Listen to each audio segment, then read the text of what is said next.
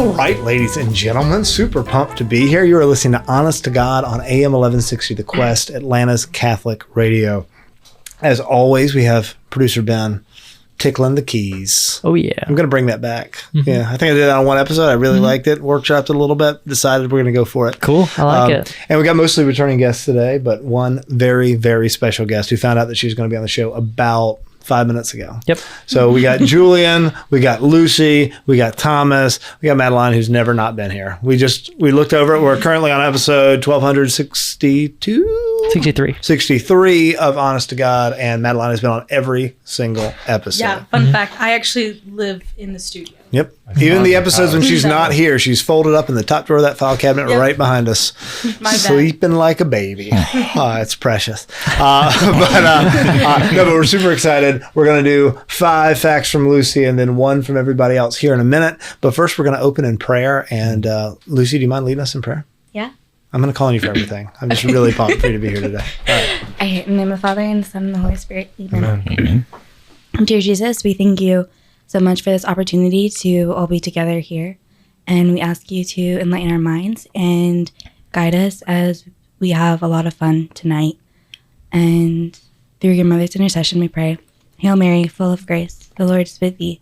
Blessed art thou among women, and blessed is the fruit of thy womb, Jesus. Holy Mary, Mother of God, pray for us sinners now and at the hour of our death. Amen. In the Father, Son, and the Holy Spirit. Amen. Amen. All right, so we're gonna start with fun facts on Lucy, and I'm gonna do some of her fun facts because I literally just roped her in here, like, I don't know, a few minutes ago.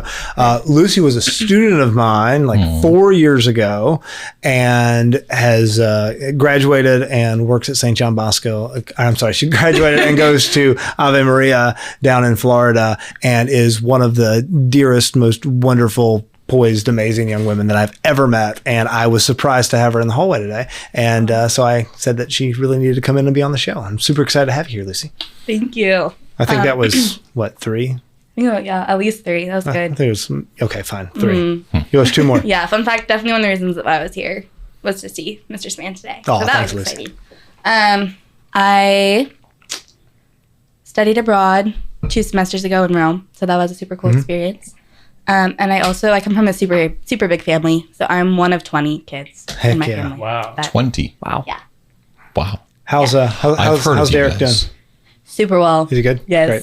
Mm-hmm. He's going to come to school, right? He is. No, my mom, September 1st, I guess you can be put on the wait list. Right. So he's going on the wait list September 1st. Heck hopefully. yeah. I have to ask, what number are you? I'm 19th. 19? Yeah, so I was always the youngest, and then my parents just adopted another little guy who just turned 3 a couple days ago. No So way. Wow. yeah, That's awesome. yeah. So now there's 20. My favorite Lucy Wagner story, and this is one that I'm sorry, no last names, Lucy, whatever her last name is story. One that I've probably said on this show before is I taught a theology of the body class, and in my theology of the body class, I do a lot of stats, right? It's a lot of infidelity and divorce rates in relation to contraceptive use, or just all sorts of stats that have to do with health and just human well-being and all of these things. And so I just done this big day. You probably don't even remember this, but I did this big day. I had thrown out a lot of stats that day, and it was about contraception in particular. And at the end, I said, all right, guys, so we talked about a lot of this stuff today. What do you think is the most convincing, right? Give me if you just had like 5 seconds to convince somebody of the evils of contraception, what would they be? And the whole day had been a totally secular day. We hadn't gotten into the morals of it. We were just talking about its effects on physical and psychological well-being. And Lucy raises her hand, and she gives the most beautiful exhortation on how it wounds the heart of Jesus Christ. And at the end, I'm like, yeah, no, that's the right answer. Lucy's was right. I can't. Everybody else shut up and put your hands down. It was beautiful. I wish that I had recorded it. But anyway, so we're very happy to have you here today. Awesome. I'm so happy to be here. What's your dumb fact, Thomas? Dumb fact. I got so many of those. Well, no, my fun fact is during 2020, the year of the pandemic, I was called by God to start a healing ministry, and I did. Heck yeah. Yeah. Shout out to Zenith Ministries. Zenith Ministries. Sign up for the newsletter. Yeah. Go hang out with them. They're good folks. Yeah, please do. We actually our next, so to think here, so I think this comes out in June. And so our next event is June 16th, Okay. 7:30, 44 Milton Avenue in downtown Alpharetta. We'd love to have everyone join us. 2023. Just for the record. 2023, yeah, Just in yeah. case. Yeah. Okay. Okay. Cool. June 16th. Do you have your next one in case this one airs like end of June? Well, the next one is on Friday at 7:30, which happened so many weeks ago. Right. Last few Fridays ago. And it was on May. amazing. Yeah, it was amazing. It was so It good. was so good. So then there's one on June 16th. Mm-hmm. And then the next one after that is August. One of the Fridays in August. I'd have to look it up. But, Cool. Or you can check out the website, zenithministries.com, Which we'll put in the show notes. which we'll put in the show notes, and that'll have all the information for you there. Awesome. Yeah. All right. What you got over there, Madeline? Okay, when I am an old lady, I am going to get a mullet. Boom. Okay. I don't know if that's a fun fact. That might be like a aspiration, but okay. Why? Can you defend that? Because, okay, John Henry, I was like so close to getting a mullet like 2 months ago. I was like, why not do it? Like, I'm young, my hair will grow back. And then I was like, but I really like my long hair and I have been trying to grow it out. And I just think mullets are fine. And so I just like, a lot of people don't like them, but I grew up in a very Yibo town. And we literally Yibo? for, Oh, you never Yibo? heard that term, Ben? I've never heard that term before. yeah, it's like, I don't know, a mix of hillbilly and country. Like in a good way. Yeah. Yeah. And Hillbilly, not as a pejorative. yeah, and like I'm pretty sure almost every single guy in my graduating class, like our high school literally put on a mullet competition, and the winner won like a 2-liter bottle of Mountain Dew. That's Wow. beautiful. Yeah. So Which is interesting because today's episode of Honest to God is actually brought to you by Toby Keith's hair from the late 90s. And it was almost always a mullet with a perm, like a perm mullet. So I know we had to pull a lot of strings to get that kind of sponsorship deal, but that's what AM radio gets you. Oh, yeah. Yeah, the reach of AM Catholic young adult radio. And as always, I am your host, John Henry, the bad boy of AM Catholic young adult radio that airs on Saturdays at 4 o'clock. So not trying to get anybody too excited, but who knows what can happen on this episode of Honest to God. Very Robert Downey Jr., early 2000s, but in regards specifically to AM Catholic radio. Yep. Yeah. Julian, what you got? You just owe us one. I do. So I have experienced a temperature difference of 110 degrees in the same day. Okay. Can you elaborate? I can. I was in Hawaii actually the day that Georgia played Alabama and lost many years ago. I think it was 2012. And I was on the beach earlier that day, and then we flew to northern Alaska. Semifinals, right? That's correct. Yep. whatever it was, Yeah. And then the winner played Notre Dame. And That was a great game. then let's I not bring was in it the up. military, so just for context, so I was on the beach earlier that day. Then we had to be on the plane, and we flew to northern Alaska in December, and it was negative 30 degrees, and I had to work outside in that temperature, 110 degree difference. all in the same day. Yes, cool. Negative 30 from 80 to negative 30, so 110 degree difference. All right. I like that. Thank you. All right. Awesome. So this is a What's on Your Mind episode, which I like because unlike the extensive prep work that I do before every single episode, hours and hours, Ben and I in a back room, Yeah. no windows, no AC, sweating. It's in a shipping container, just pouring through ancient documents that the church It keeps works. in that shipping container for some reason. Yeah. To prep for each show. We're not prepared for anything. So what's on your mind? Anybody? Thoughts? Thomas, you got something on your mind? I've got a few lists. I got some softballs and I got some, pretty hard. Let's start light. Let's go with Let's start light. softball. Okay. Yeah. What is your favorite way to pray? Oh. Interesting. I will go first. Get Okay. it, Madeline.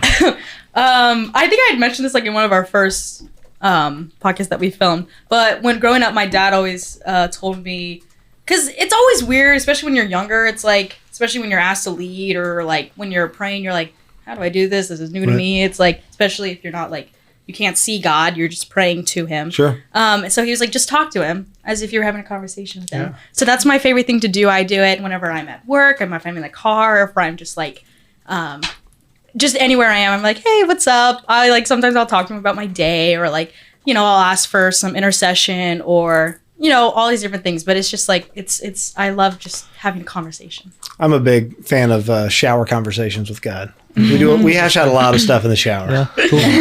Yeah, that's how I usually start my morning. And normally it's like if I'm really frustrated, it seems like the shower is a good place to be like, I don't get like what's going on with that. Like why? And I'm saying it out loud and I'm like gesticulating. I'm moving my hands all over the place, and I dig that. I like it. Nice. Any other thoughts? Best ways to pray? Best ways Your to pray? favorite or favorite ways? Your favorite ways, not yeah. best. Okay. I got one. I a couple years ago, over a year now, I've been praying a daily rosary. Oh, nice. And it's just I've tried to make it more this past Lent. I tried to make it more of a like definitive thing that I do in my day instead of just trying to fit it into my day. Actually trying to take some time out of my day. So now I try to wake up earlier and I read a little bit of my book, drink some tea to get myself up and awake so I'm not falling asleep during my rosary. And then I take 20, 25 minutes and I just sit and I pray a rosary just there in my room. I got a little candle going. It's just this brilliant little oasis almost away from the world. It doesn't feel like the day has Yeah. started. It's a good morning routine. It's a That's great amazing. morning routine. It just Fulton- gets me going. Fulton Sheen, right, who says, "Let them have coffee before meditation" when he's talking to the Mother Superior Yeah. about all of that. I've always liked that line. Nice. Yeah, I don't know if I think this is on the wall at my in-law or my sister-in-law's convent. Is the "Let them have coffee before meditation." That's beautiful. Nice. He also has my other favorite nun quote from Fulton Sheen is hearing nuns' confessions is like being stoned to death by popcorn. I always like that one That's great. a lot. Any other thoughts before we totally switch gears and Thomas goes the hardest hardball? Well, I my favorite way to pray. It's kind of I either love. It's the two extremes. I either love just sitting and just in silence with God, Right. like nothing going on really in my mind except for like the knowledge that He's with me, and just knowing that He's with me, like kind of like an old couple who kind of like just sit with each other, and they don't say anything. They just kind of like being in each other's presence is It's enough. beautiful. So I like to do that, but then I love praise and worship. I play the guitar and I sing, and it's just so moving to me just to like really put your emotion, kind of like praying through the Psalms almost, Right. just like really allowing God to like almost trying to like let Him feel my love, and then He always kind of responds in a big way too. It's Powerful, yeah. I like it.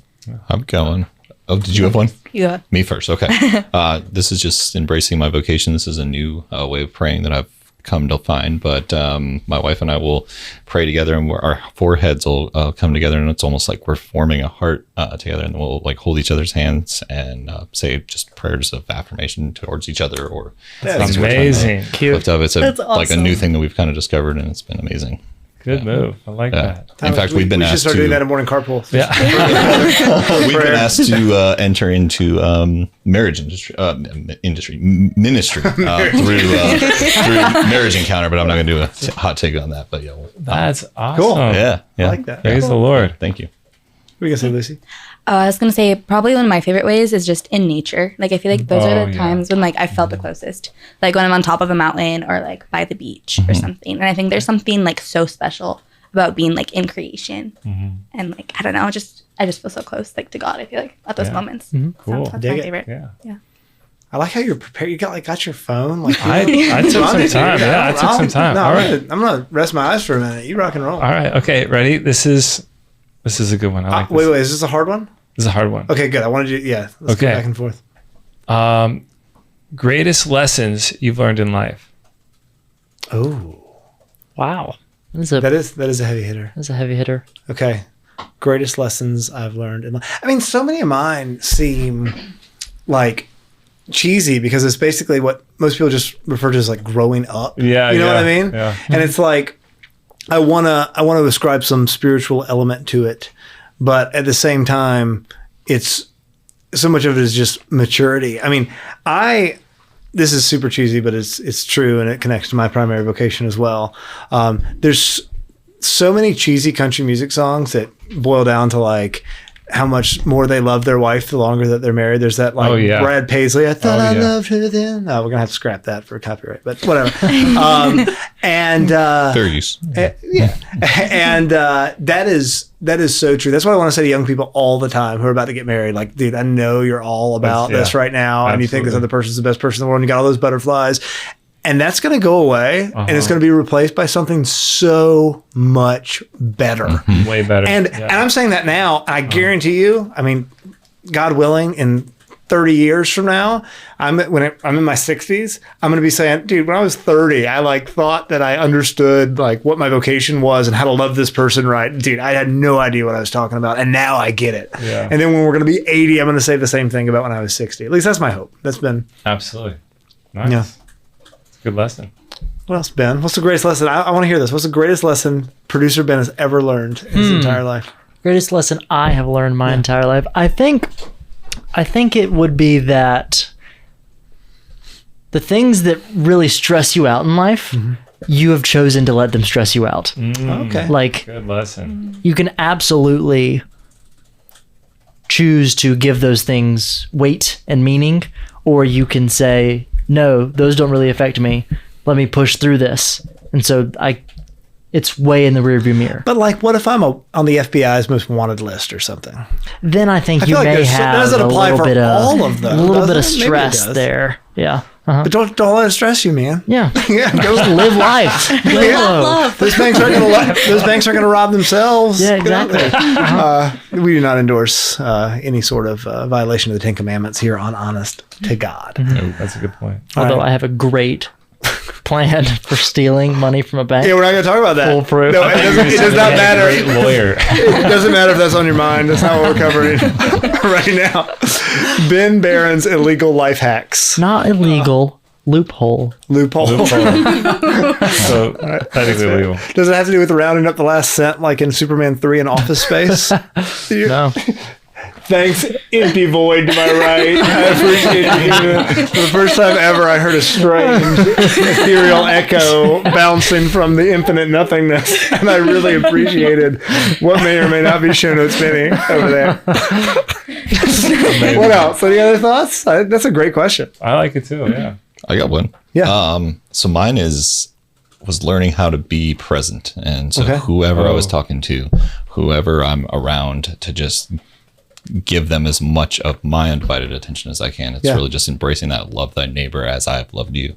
Because that's the greatest gift that you can give somebody is your presence, and clearing your mind, clearing your heart, not getting rid of anything on your heart, but clearing your heart for that person, whether it's a homeless person on the street or the CEO of Coca-Cola or the Pope. Right. That's one of probably the greatest lesson I've ever learned. How we got there, that's would take 3 Honest to God episodes at minimum. But so shout out to actually the man that's over this way, to Thomas. That's 'cause, Thomas. Right after Thomas. I came back into the faith, he was the first person that I called, and his prayer ministry was just taken off. And so yeah, Basically a long commercial for Zenith Ministries. yeah. Seriously, though, check them out. They're fantastic. out Thank you so much. Yeah. You're welcome. God is good. It was a joy to have you reach out and have that time together. That was remarkable, really. Thank you, Thomas. Yeah. Ladies, if you don't have one immediately, I have another one I'd like to throw out, and don't feel like you have to answer all of these. My understanding of masculinity, you talking about like leaving the faith and coming back made me think about this. My understanding of masculinity has shifted so much since I was, I don't know, a teenager, thinking that I was a man and doing all these things that I thought men do. And now the older I get, the more I realize how all of them were antithetical to masculinity, right? Like across the board. If 15-year-old me would look at me right now, he would be like, just blown up. Like, what are you doing? Like, what are you doing? Why are you acting like that? Why are you doing all of these things? Because I had such a skewed understanding of what it meant to be a man and what my priorities should be in regards to everything from how I treat other people to how I love my wife to the kind of father that I'm trying and failing to be all the time and all of this stuff. But yeah. So the Andrew Tate way is kind of how you thought it was. I literally thought about bringing his name up, and I decided not to. But yeah, no, it's fine. We can talk about it. What's he going to do? He's in a Romanian prison. Yeah, no, we can totally talk about that. But yeah, absolutely, that is antithetical, and so many, and I see why so many young men are attracted to it. Yeah, it's he's like the Joker in Batman. It's just that he was the point of desperation that the mob essentially has gone to with this, the woke feminism that's plagued our world. I think we've talked about this on the show before, but what he said, he says some correct things like your masculinity is good, but then the way he discusses masculinity is so emasculating, right? And it's this weird perversion of this machismo garbage that objectifies women and just lives to like in suffering and build up yourself as this arrogant, disgusting hull, right, of what masculinity ought to be. That's right. So, yeah, this episode is not brought to you by Andrew Tate. Good. He can't. Not at all. Yeah, he can't do it because once again, Romanian prison.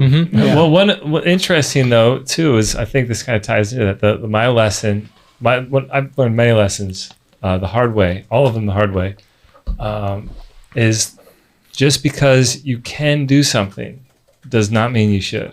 Right. And I lived a life, where I felt like freedom was being able to do whatever I wanted, whenever I wanted, and all that really brought me was, I became very selfish. And as John Paul II says, selfishness, breeds misery. And so I became very miserable because I was just doing what I wanted because I could. Like my motto was, if it feels good, do it, And so I've kind of come to see like, okay, there are a lot of things that we can do, but we need to discern and, seek the wisdom of God to really make sure that we are doing what is good. Because as also St. John Paul II said too, is that true freedom is not doing whatever we want whenever we want. It's being able to choose what is good. And so I've come a long way in my youth. I don't have a manly beard like John Henry does, but I have also grown up in my manhood and come to see that there are sacrifices that need to be made. There are certain things that I need to say no to, right, as we all do, in order to live out a fruitful, beautiful humanity. I want to have an episode with just you where we dig into your conversion story. I would love if that. you're comfortable with that. Oh yeah, absolutely. Okay, because I was going to say, if you're not, I can have Ben edit out this entire question like it never even happened. But I would love to do some one-offs conversion stories with individuals. That'd be because Thomas awesome. has got Yeah. a really That'd be great. incredible Thanks. one. And words like inspiring and whatever get thrown around a lot, but it really is. I mean, it's beautiful. It's amazing. Like I'm amazed by Praise it. God. God is so good. That's awesome. Another one that I was just thinking about that John Henry you throw around a lot is that you are not your feelings. Yeah. And that is Yeah, huge. right. Like when I not just heard that, but when I got that Right. and figured it out, like changed Right. a lot of how I viewed like my life and my decisions. Cause you go from like, oh, well, should I do this? Like it kind of just, I don't feel right about it to, okay, I know that's the right thing to do. Like logically I can think through it. Yeah. It may be scary. It may be like, I'm not entirely sure about this, but I'm going to do it because I know I should. Yeah. Totally. I think so many problems that we have societally, I mean, a lot of it just ties into human nature, but come down to us thinking that our feelings are a justification for anything. Right. I mean, and when it really boils down to, I mean, there's a lot of times your feelings are leading you in the right direction, right? But there's a lot of times there's not, and God gives us an intellect, right? We're not just a ball of neurons and chemicals firing. He gives us an intellect to understand things. And yeah, we have to rely on that. We have a conscience, we have an intellect, we have the ability to reason. Like, what are we doing? And it's so tempting. I get it. Like, I'm not saying I've conquered this. I still absolutely deal with this stuff. Well, it's something guys really kind of been putting on my heart a lot is discipline. Like we need to rein it in. We need to, but there's gonna be feelings like you were saying, Ben. Like we're a storm of feelings. Right. Like just winds are blowing, but we need to like keep ourselves tethered down. And okay, I'm experiencing this feeling, but what's the right direction to go in? What is the correct way to handle this? I think instant gratification, like our instant gratification culture, has weakened us so much for our ability to reason and do any of that. I was listening to I don't know who it was, Dennis Prager. It was me, but Ben Shapiro, but they were talking about the Sabbath, the Jewish Sabbath, and how great it is, just practically speaking. Oh, just absolutely. take the religious element out of it. Just practically speaking, having this 25-hour period every week where there's no phones, there's no technology, there's no work being done, and you just even hit the button on the elevator. Yeah, you're forced to sit and be with people and have real connection. That needs to happen. Yeah, no, absolutely. Ladies, anything? You don't have to. You don't have to chime in here. We can move on. Here, I'll give another softball. which is an analogy for like. Wait, can I do my softball first real quick? Yeah, please. Only because, let me give a little bit of context. They handed me this long sheet of Would You Rathers. Yes. Oh, boy. And I don't know who made it, and I'm not giving them a hard time, but like a lot of them are. I don't feel like a lot of these are super interesting, but this one was really, really interesting, which is, okay, so what it actually says is play Trivial Pursuit or charades, which I know you're like, that doesn't sound very interesting. But what I thought it said was play Trivial Pursuit or crusades. I was like, that is interesting. It's a hard decision. Yeah, would I rather play Trivial Pursuit or reconquer Anatolia for Christendom? And I would definitely go with the reconquering Anatolia for Christendom. Totally. But yeah. I'm pretty good at Trivial Pursuit. Are you? Maybe. What if you had the opportunity to play Trivial Pursuit against the Sultan Winner of takes all. whatever? Yeah, All or nothing. Oh boy. but all the topics are from like the 11th century when this guy still exists. I actually happen to specialize in 11th century. I don't want to brag. I'm really good at trivia. I'm really good at useless. Me too. Your Yeah. dad and I one time, I think we won. Yeah. The trivia, like just on a whim. He just texted me like, "You want to go to Nofo Bruco and play trivia?" And we did, and it was the best experience ever. And then the next time I went, it was a Harry Potter trivia, and I had no idea that it was Harry Potter, and I got massacred because I don't know anything about Harry Potter. The guy's main dude's name is Harry. Yeah. He's a wizard, right? So anyway, all of that was just to say that Constantinople belongs to the Greeks. You should just make that a short right there. That's a whole discussion. Any of our Turkish friends want to come and discuss it, I'd be happy to. Not knocking the Turks as people. I'm sure they're lovely people, but Constantinople is the worst thing we did. The worst thing that happened in the 20th century, and there's a lot of really, really bad stuff that happened in the 20th century, was not returning Constantinople to Greece after the First World War. And I'll die on that hill. Big fan to all of our Greek listeners. Yeah.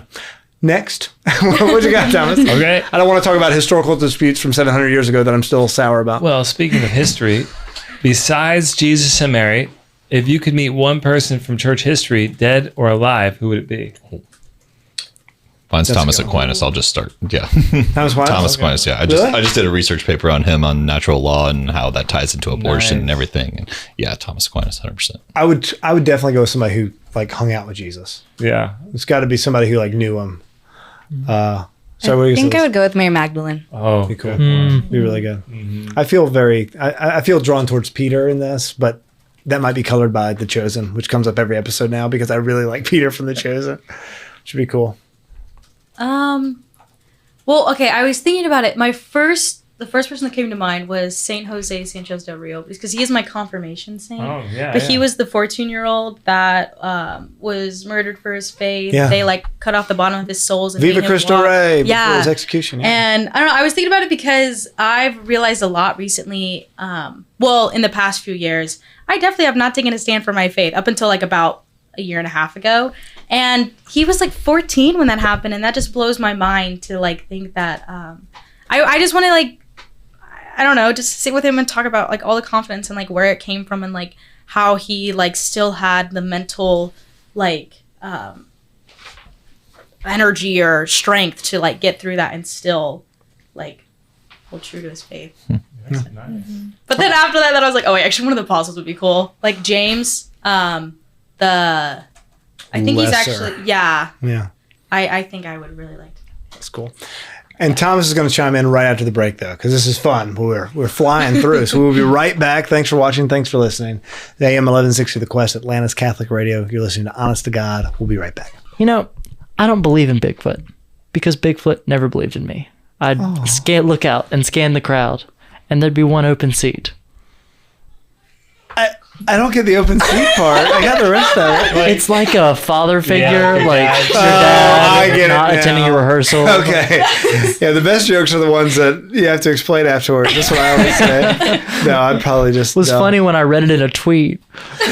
And we are back, ladies and gentlemen. Thanks for watching. Thanks for listening. This is AM 1160 The Quest, Atlanta's Catholic Radio. You're listening to Honest to God. Producer Ben wasn't producing earlier, so we opened with another awful joke. And we were trying to do better with that one. I've got good jokes, but my jokes are all like 5 minutes long, and the whole point of the joke is it's not funny. You know what I mean? Like this is like dumb. Did your dad ever tell you dumb jokes like that? Those are my dad's only jokes growing up. Those are good jokes. I love those jokes. Really, you got to really get invested into it. Yeah, they don't work well on air though.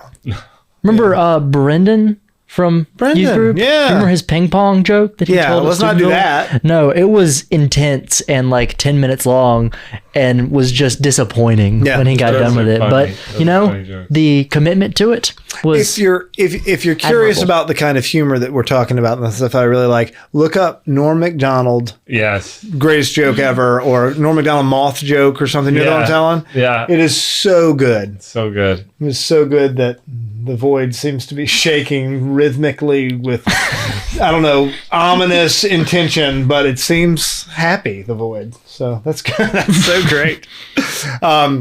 All right, so we are back, and I was thinking when I was going to get my unspecified beverage from the fridge about just some topics, and on the back of the sheet they gave me there are actually good ones. But one thing I did want to bring up is, as Catholics, we can both believe in a literal. John. I'm sorry. John is the person I want to spend with. John the Apostle. Yeah, that's great, Thomas. Just in case anyone was wondering about it. Next topic. Or maybe St. Francis of Assisi. Oh, I totally would have gone with John over that. You remember when we went and hung? Oh, yeah, you were there. We went to the cave where we wrote Revelation. Yeah, that was me and amazing. you. That was super cool. That was. You remember the goats? There were a lot of goats. I remember the people when they did the sign of the cross. They'd go from like the roof to and they'd like touch the ground. Yeah, and they were constantly crossing themselves while they were. It was on Patmos, right? Patmos, yeah. That was cool. That was good. When we did the Mediterranean cruise. Yeah, the footsteps of St. Paul sounds better than Mediterranean cruise, but it was on a cruise ship. It happened to take place. Part of it, we were on a cruise ship and we had mass in like the disco lounge with that priest from Wyoming or something. Yeah, from Wyoming. Yeah, yeah, that was a good trip. That was a really good trip. Yeah. We're reminiscing. John's great. Yeah, John's great. Go John, the beloved. So as Catholics, we can believe in a literal or a figurative interpretation of Genesis, right? We can believe that there was a literal Adam and a literal Eve who were literally created, right, by God out of nothing at the beginning of time, right? And we can be young earth creationists and Catholics if we want to be and believe that the earth is 6,000 years old and all that stuff. Or we can believe in it figuratively. And the analogy that I've heard that I used earlier is we say, it's not a lie for me to say that the sun rises in the east and sets in the west, right? Even though that's not scientifically accurate, right? Because the sun doesn't rise. The sun, I mean, it is moving in the universe, but the sun is stationary in relation to the earth, and the earth is spinning, so it gives the appearance of rising and setting. And we're allowed to have the same interpretation of the beginning of Genesis. By the time we get to Abraham, that's history, right? But what are your thoughts on that? Can anybody? I would love for somebody to say like, actually, I'm a young earth creationist and want to take that side, but I'm just curious. Yeah, I'm not a young earth creationist. I do believe that there's literally an Adam and Eve. I think the church teaches that in Humani Generis. I think some of HG, written by Pope, I think Leo or Pius, one of the I know you're telling the truth, centuries. but that sounded so made up. Yeah. Like it was from the encyclical Humani Genesis by Pope. I forget, it was Paul maybe or a Leo perhaps. Yeah, but I also everything else I'm kind of like more. I'm not too literal because there's definitely evolutionary biology. Do you believe in evolutionary biology? I think you can make the argument for it. Mm-hmm. Thinking like the mud that God used to create Adam and Eve could be like the prokaryotes, eukaryotes that he kind of used to form. Primordial ooze. Yeah, but you have to remember those, even if like Neanderthals and cavemen exist around the same time as Adam and Eve, they wouldn't be considered human. That is exactly what I always say. Yeah, unless the human soul has to be present in them. And so they can be genetically identical without a soul. Exactly. Sure. Exactly. And so they would just be animals. Right. But they look similar and, have a lot of similar traits and qualities. But yeah. So I believe, essentially that, what is told in Genesis is like, I believe in Noah's Ark and the flood happened, whether that was the whole earth or just like that that section. I don't know, and I don't care. Like, that is also the point. Yeah, that's great. my faith is not like, if I get to heaven, like, Thomas, everything you believed about the Bible is like, a little off. Let me explain it to you. Like, I'd be like, oh, well, great. Right. Don't care as much. But what is true are the truths that are being passed down through it, like the theological, religious truths. And in that way, we could say, and I think this is taking this from C.S. Lewis, that the Bible is a true fairy tale, just like with Little Red Riding Hood. Like, while it is false that an actual wolf ever chased down a little girl in a red bonnet and cape, pretending to be her grandmother and could talk and whatnot, but still there are truths being handed down through that story. Like, hey, don't talk to strangers. Like, the purpose of the story was to teach kids, like, hey, if you're told to do something by your parent, you gotta listen to your parents. They say don't talk to someone, just go straight to your grandma's. They gotta do that. And so the kids are being taught through these stories. And so in a way, Genesis, even the stories of Jesus, they are not false. They're true, but there are truths handed down at times. About not the story, not Christ in the New Testament, but you're talking about like his parables. Is that what you're saying? No, I'm sorry, I misspoke. So what I'm saying is those stories that might not be totally true, like the story of Tobit, many say, is just kind of a fable told to convey those truths. While they might not contain like total factual historical truths, it's still the truths that it hands down, the lessons are true 100%. When I mentioned Jesus because that's how C.S. Lewis puts it. Not to say that what Jesus, his existence was false or anything he did or said was false, but he puts it in a way that that it explains like our story. It explains more is using a story to teach something. Mm-hmm. I believe is what he was saying. And yeah, so there's a lot of depth to the Bible. We can't take it too literally because there's also other senses to keep in mind. But we can also, it's fair to say like, hey, I don't know if Adam and Eve, while they existed, I don't know if they really ate a fruit, right, or if that's just like a symbolic story meant to tell. Yeah, and for the record, there's a lot of the Bible that we do take literally. Yeah, we need you to take literally. But those specific, all right, Lucy, are you ready? I'm ready. Did St. George really slay a dragon? Or is that just legend? What do you think? Go. Take a stance right now. I would say yes. Nice. I like that. I like it. Why? Too. Because I think it just kind of aligns with what we believe in, like, out of St. George. Like, mm-hmm. It just kind of fits with his character. And I think that he still, like, slayed a dragon, even if it wasn't a literal dragon. Like, I just like the fact that he slayed a dragon. I think it's cool, and I think it adds I actually think that's a good enough reason. I really do. I was having a conversation with a coworker the other day about fairy tales and boogeymen and all these things that we believe as children and we feel are real, and then we get older and we don't anymore. And even like the idea of how fairy tales used to be these cautionary tales that were this really good thing for children because you learned a lesson, and then we ruined them with Disney and with all these things where they literally take all of these great fairy tales and switch them around totally and completely. So the Little Mermaid, instead of being punished for disobeying her father and doing this horrible thing and abandoning her people by being turned into sea foam, right? She's rewarded and she gets everything she wants. Congratulations, Ariel, right? And we've disordered this, and we've turned it around.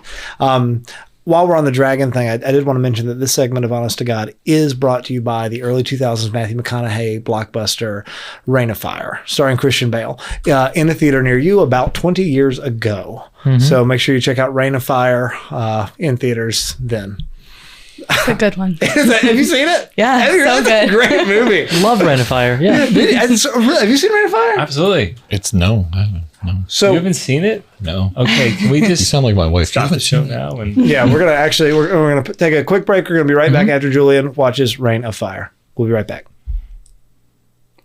All right, and we are back. Julian, what do you think? Rain of Fire? Matthew McConaughey? Fantastic, except the DVD was skipping. So Yeah, it did skip a little bit. I'm gonna have to- What was your favorite part? And describe it in detail if you would. when we started back up on the show again. Yeah. Oh, that's the right answer. That is the right answer. I'm sorry to go on a trump card like that. No, but I do think that there's something to be. I think there's something to be said for that childlike sense of wonder in the unknown and all of these things, be they fairies and goblins and what. Have you guys read Mark Twain's Joan of Arc?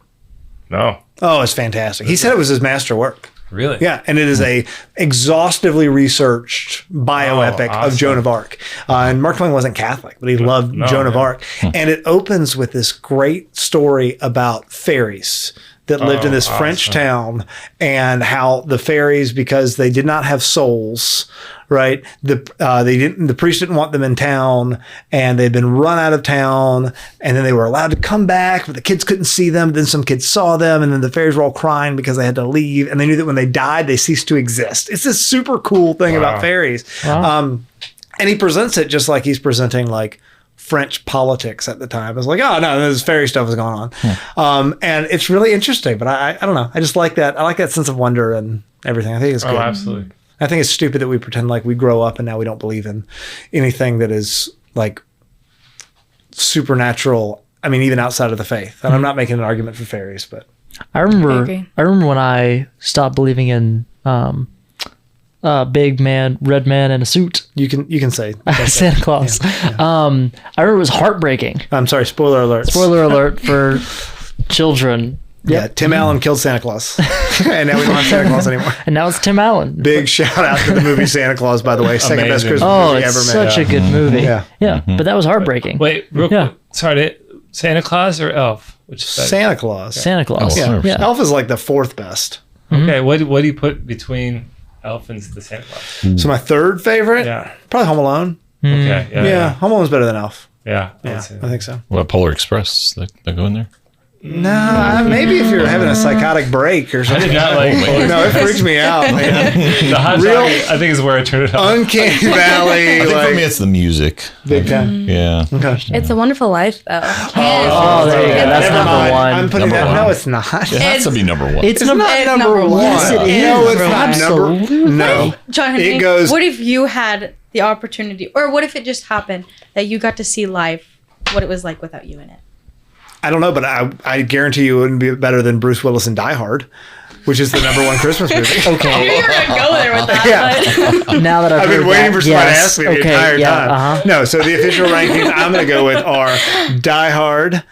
I'll do It's a Wonderful Life. It's a Wonderful Life. The Santa Claus starring Tim Allen. Home Alone. No, Then A Christmas Elf. Story is better than Elf too. Oh, Really? Yeah, Christmas Story's great. Okay. He had yellow eyes. You just don't like because the bad guy's got red hair. I like. Be quiet, Ben. Wear your glasses and tickle those keys. I'm sorry to be mean to you today, Ben. You're wonderful. I could never do this without you, and I'm so happy for our friendship. So Thomas, you were gonna say something. Was that? You were gonna say something. Oh, I went to a party once for my friend. They had a movie marathon, Christmas movie marathon. I And know where we- this is going. Yeah. And we totally watched like there's like how many it was John Henry, it was his party. Yeah. How many movies what went into deciding It was that? a ton. And how many did we watch? We that watched day? every movie that I've said. I mean, the party started at like noon. Yeah. And it went until I fell asleep on my couch and spilled beer all over my couch. I wasn't gonna bring that Yeah. part up, but Yeah. Was that in college? Yeah. No, it was after college. I was just tired. Okay. I could have been at like 8:30. it was last Christmas. No, okay. And, It was 10 Christmas. Yeah, I fell asleep and I fell asleep in the middle of Die Hard, I think, actually. Oh yeah, I did. Didn't I? Yeah. And there's only one. Number one. Yeah, there's only one movie left in the evening, but it was late. Man. Fun fact, I'm related to Frank Capra, who's the No director of It's a Wonderful way. Life. So, No way. yeah. But like, It's how on- many steps back? Yeah. Not that many. I mean, he's not that old. Yeah, but is he's he like directly related? Is he like a grandparent kind of deal, or is he like a? He's a cousin. Okay. That's Okay, but close. a cousin of my grandma. Okay. So that's a. I don't know how those. So like third relate- cousins Something like once that. On your mom's removed, side or your something like dad's that. My dad's side. I heard it was a box Yeah. office bomb. Yeah. I really did, and then it became so popular because they like you didn't have to have a license to play it because nobody watched it, and then it was just aired on TV all the Funny. time, and then now it's become like one of the best Christmas movies ever after So Die Hard. good. Everyone agrees. Yeah. Yeah. directed by her grandpa's cousin. Grandmas. Grandmas. But yeah, apparently Capras don't like the DeSimones, so apparently nobody actually liked him. But Oh, wow. but I like him. Family beef, So okay. yeah. Cool. Well, my great grandfather, I think, was killed by the Sicilian mafia. So Is that a true story? yeah, Nice. That's cool. Sorry about that. appreciate it. Where's this going? I don't know. You were probably bringing up Italians and how they Yeah. didn't like each other, and Not all Italians are the same, Thomas. That's really insensitive of you. It's 2023. you know, I am part Italian, so I can say that. Oh, okay. Yeah, I got a friend my best friend's Italian. I can make fun of Italian gangster movies. Tis, Thomas. I don't want to talk about this anymore. Let's move on to something else. What I you know, got? I Vince know why I got brought it up. I've got a Sorry. topic. I'm going to do a hardball. I've got a hardball for you Good. guys. I'm pumped. Do aliens have souls? We don't know yet. Okay, how about this? If there was a, Strong say, raccoon that... Are you talking about Rocket Raccoon from Guardians of the Galaxy? No, absolutely not. Okay. A hypothetical marsupial of the raccoon variety Raccoons are not marsupials.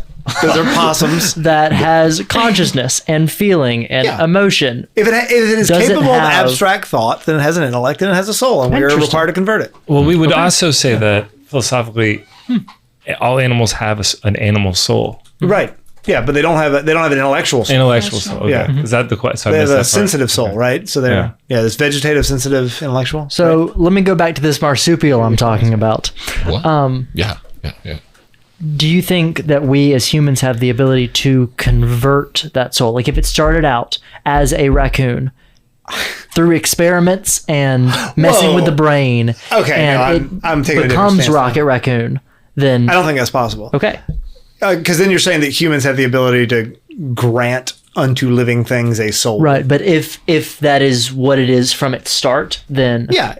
If it is a raccoon that is somehow capable of abstract thought, I don't like calling it a raccoon because we know that what raccoons are and they don't have abstract thought by their nature. Right. But if a spaceship lands and a bunch of very raccoon-like animals get off it and they demonstrate abstract thought, then yes, we have an obligation. It's no different than when we discovered the New World. interesting. Right, we discovered these two continents nobody knew existed, and there were these people on them. And yeah, just because we didn't know that they exist, if they're capable of abstraction, then they have souls. They have an intellect. But what if they come from an alien spaceship, and what if they never fell? Like Adam and Eve fell. You getting into C.S. Lewis Space Trilogy right now? Oh yeah. Oh yeah, love the Amazing. space trilogy. Amazing 3 books. But yeah. So what if they never fell? Then they know God better than we do, and they don't need us to preach anything.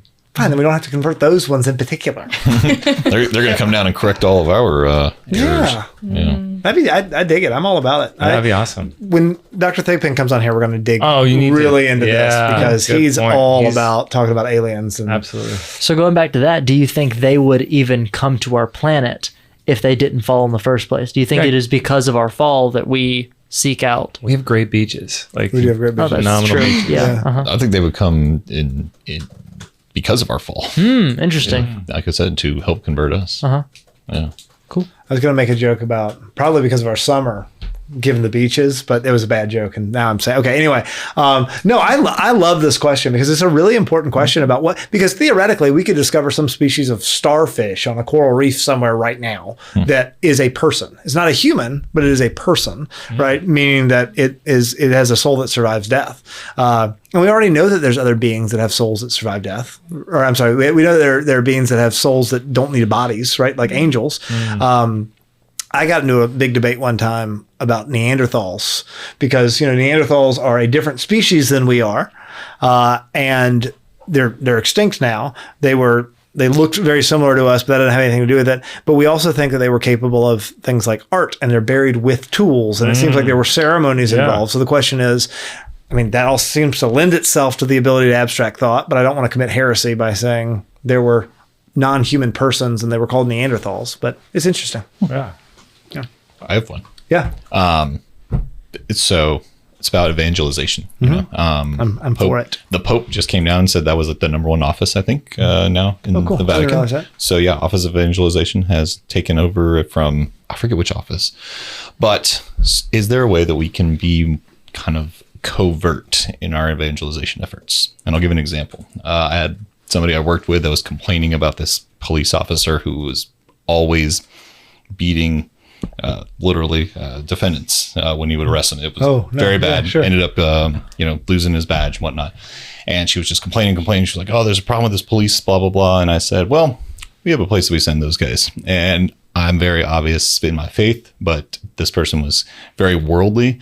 And she goes, "Yeah, good." And then she stops. She goes, "But that means I need to consider my own actions too."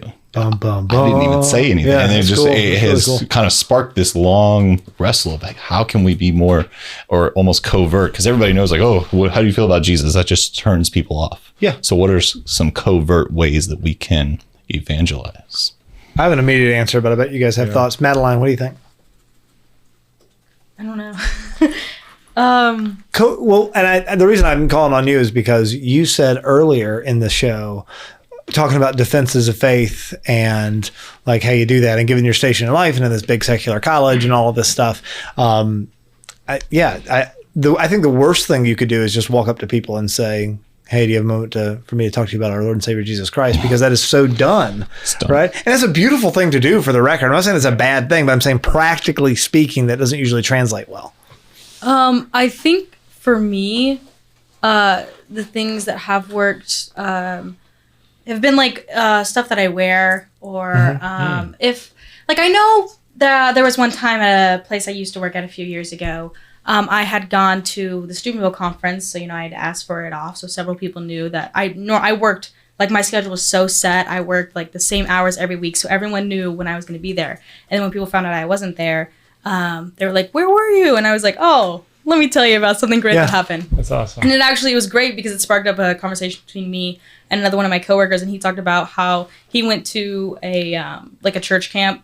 He is Protestant. I can't remember which one, but he went to church camp and he had a very similar experience of coming back to the faith and having more of a realization of like who God is and where he is in his life and stuff like that. So we kind of like through that, he asked me a lot of questions about like transubstantiation, Cool. abortion, my stand on it, like all these Wow. different things that are like more of like taboo that a lot of people don't talk about, or they don't really want to know, or they just think is crazy. And he just And they always go to those kind of things, which is always interesting to me. I think we've talked about this before on the episode. There's a great article called The Apologetics Mansion that Matt Fradd wrote. And he talks about how it's layers, right? You have to have your foundation is truth, right? Knowing that truth exists. And then you get to God exists as your first story. And then Christianity is true as your second story. And then Catholicism is true as your third story. But what happens a lot of times is somebody finds out you're Catholic and they start asking you questions about transubstantiation and confession and abortion and the scandals involving priests and things like that. And what they're doing is they're not even on the foundation. They're not even accepting that truth exists, and you're trying to make arguments for why the Catholic Church is true. There's so many levels that you have to work towards to get up to that, and it makes it difficult. Mm-hmm. I mean, if you guys have any more thoughts on soft evangelization, I'll throw out my real quick elevator pitch for it, which is, and I talk to my kids about this. It's just Yeah, I have a great. I'm just kidding. no. You can go ahead. No, please. Just I have one too, but you go first. be joyful, Yeah. and then be honest. Yeah. Right? Be joyful, and when it comes up, like why, just explain to them, and don't act apologetic or embarrassed, and just Yeah, that's great. yeah. You go on vacation. I'm getting up. I'm going to morning mass. 5 miles up the road, and say, "Hey, anybody want to go with me? I'm going to mass later." Don't hit people over the head with it, and just Yeah. be happy. And if they ask you why, tell them it's Jesus. That's Yeah, okay. beautiful. Yeah. Yeah. What are you gonna say? Anybody? Well, I love Mother Teresa's how she does it. She basically she went to Calcutta in India, and it wasn't like she didn't go out into the streets and like, okay, I want to teach these kids how to read. Oh, do you believe in Jesus first? Hey, like, what do you think about the Eucharist? No, in fact, most of them probably believed the exact opposite of what she believed about those things. But she said, "Oh, you know how to read? Let me teach you how to read." And she just loved people. And that was it. She just loved people. I mean, yeah, she was wearing a sari and they kind of like picked up, okay, she's with Jesus. Like, but like, I think that's the best tactic we can do. And that's really inspired me for my own life, is just to love other people and let them experience Christ. Like me, be in the state of grace through the sacraments, right? And then go out and love people. And then that's how they will experience Jesus. And then he'll take care of the rest. And if they have questions for me, like you were saying, John Henry, then yeah, I can answer, but just love. Lucy, is it harder being at a pretty like legitimately Catholic school to deal with stuff like that? Because I know we all went to a small, pretty conservative, not politically speaking, that's not what I'm talking about, but just in terms of our picked faith. on me every day. Pretty serious about the faith Catholic church, college. And it becomes, there's like a different layer of it when you're dealing with people who are already, they're sitting in the same theology class as you are, right? They have the same foundation in the faith you do. And so you can't just be like, I'm happy because Jesus, because they're saying, well, I know Jesus too. And I still want to go do these things. Can you speak to that? Yeah, I definitely think there is, like, it's definitely a totally different vibe because it's like you said, it's at a deeper level. Like, they're still in our core, like, we still have philosophy and theology requirements. So they're still getting all of that. And so they definitely, it's less of like a, like, rational thing on a certain level as well because they do understand a lot of what the church teaches on certain things. But I think the joy is still there because like there is like I think there's something special like people can pick out if there's that like if people will get up to go to daily mass like you said like at like if you're on spring break vacation like that's something that will like stick out to them and they'll be like, oh, interesting, like this person knows how to have a good time and knows how to like live, like obviously they're a normal person but they still have this priority in their life, right? And I think that's cool because I think especially in college everyone is trying to better themselves and like grow into the person they want to become. And by having like, by seeing, I guess, the priority, I think that's like the big thing for me is how, because at Ave, almost everyone like practices in some form, but it's like, is that the priority of your life when everything else is coming around? And I think it's by like showing people that it is a priority. I think that is what like draws people like more into the faith. Well, I love what you said about people knowing like, oh, they can have a good time and they're like, they're a regular person. They're not some weirdo, right? They're somebody that you can have a conversation with, somebody who's going to get it, somebody who, I've told this story before, Thomas. I think you're probably okay with me saying this on the air. One time in college, we weren't close, but my dorm room was always unlocked because I lost my key or something. And me and my friend were in the bathroom smoking cigarettes because it was cold outside. And you came in and I thought like you had just had your conversion. You were on fire. It was super cool. But you would just break open doors and like see who's smoking in here. No. But I sort of had this idea in my mind like, oh, Thomas Clemens, he's kind of goody two-shoes Boy Scout over there after his conversion. And so me and my roommate were smoking cigarettes in the bathroom with the air vent on. And you came in and we're like, oh no, Thomas is going to tell on us. And so we're hiding in the bathroom while you're just like sitting in our dorm. Like, you know, we're in the bathroom. It's a small dorm. We have this little bathroom and just like peeking out a little bit every now and then. And finally we confronted you or something. And what you said, I don't remember your exact words. Do you remember the story? Yeah, I remember this. What you said was, no, I thought that he said, I didn't realize that you were smoking cigarettes. I thought you were in there smoking something else. Yeah. And I wanted to talk to you because I wanted to make sure like you were okay. I wanted to make sure that you had help. So, and you said in some fashion, I was never going to tell on you. I'm not going to get kicked out of this place. We want you here if you have those problems. And that was like a light bulb in my life where I was like, oh, Thomas is like, he's a good dude. He's a regular guy. He actually cares about me. He's not on some misguided crusade of righteousness to strike down me for everything I've done. And that was huge. That was the first time I was like, okay, I could like talk to this guy. I can hang out with this guy. Cool. That's why, like, Blessed Pierre Giorgio Frassati, he's like one of my favorites because he's so cool and like he was such like a normal guy, and he would like play poker, and then if like he won, he'd like make everyone else like go to adoration with him. Yeah. So it's like he would still like he'd still like bet, and like he would like do fun stuff, and like he would have like all these crazy hikes. But then at like the top, it would like he would have have mass. Yeah. So it's definitely like, I feel like living in the world, like it's still so important. Well, it's St. John Bosco, right? That run, jump, scream, play, but do not sin. Like do all the fun stuff. Exactly. Don't sit in front. You're not supposed to sit in a church sobbing all the time. That's not what this is about. Yeah. Absolutely. No, that's great. Yeah, I could do this all day, but we are almost out of time. You want to give us closing thought, Thomas? Well, just what I love about Pier Giorgio too is that everyone thought he was like just a super normal guy.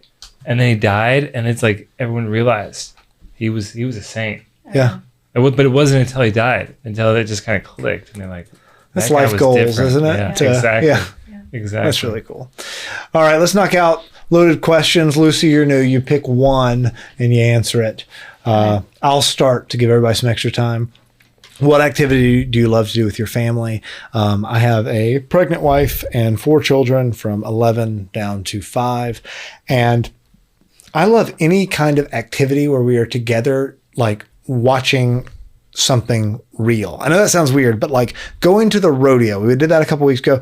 Best thing ever. Going to a baseball game, not going and sitting in front of a screen and collectively doing that, but something that is loud and we can talk and I don't have to be worried about the kids bothering people and we can just kind of be there and authentically experience a thing together that's real and in front of us and doesn't require silence. The pressure is off and I feel like we can really just connect as a family and love each other in the moment.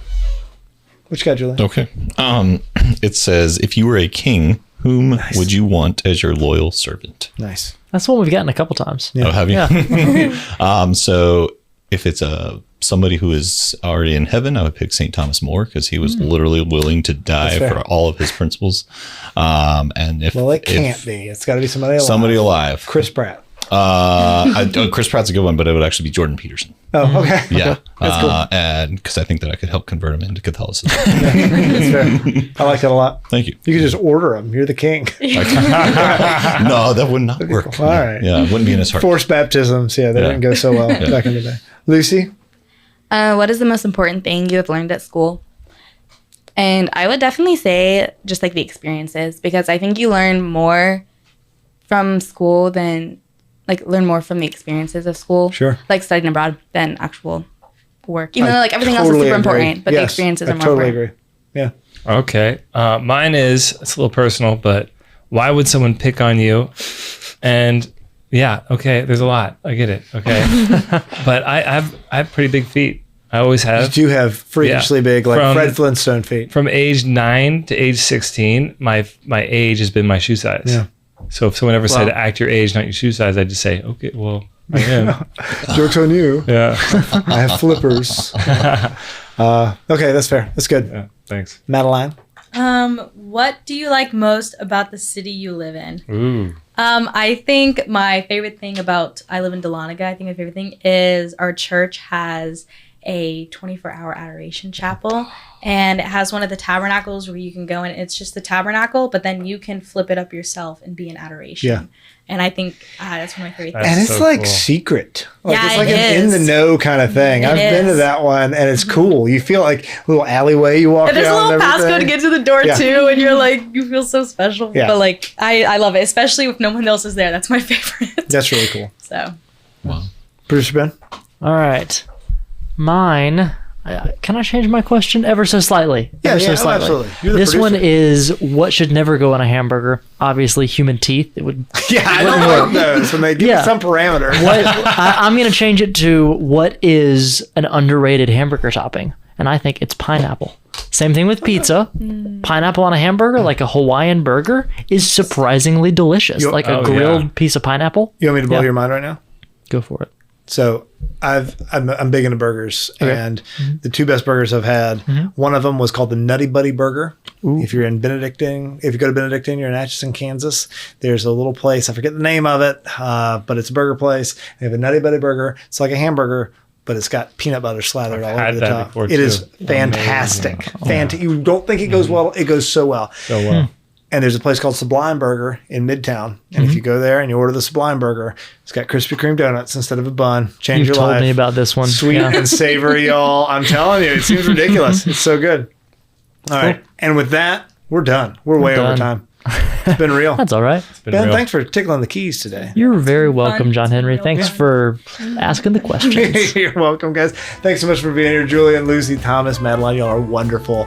We appreciate you guys. Thank you for watching. Thank you for listening. This has been Honest to God on AM 1160 The Quest, Atlanta's Catholic Radio.